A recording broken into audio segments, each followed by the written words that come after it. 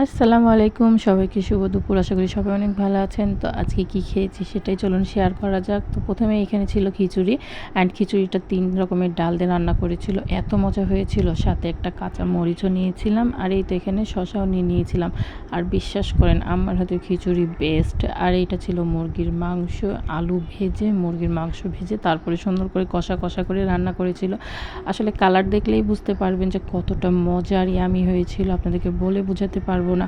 আর বৃষ্টির দিনে তো খিচুড়ি মাস্ট, যেহেতু কালকেও খিচুড়ি খেয়েছিলাম অ্যান্ড আজকেও মজার খিচুড়ি রান্না করেছি, যেহেতু কালকে থেকে আজ অবধি পর্যন্ত বৃষ্টি হয়েই যাচ্ছে। এজন্য আসলে বৃষ্টির দিনে তো আসলে খিচুড়ি মিস করা যাবে না। আর আমাদের বাসায় সবাই খিচুড়ি খেতে অনেক পছন্দ করে, বিশেষ করে বুড়ির বাবা। তাই আজকে আবারও খিচুড়ি রান্না করেছিল আম্মা। আর এই তো আমি মাংস দিয়ে খাচ্ছিলাম। বিশ্বাস করেন এত মজা হয়েছিল আপনাদেরকে বলে বোঝাতে পারবো না। আর আপনারা তো বরাবরই জানেন যে আমার শাশুড়ি আম্মা রান্না করে অ্যান্ড তার হাতের খাবার অনেক মজা।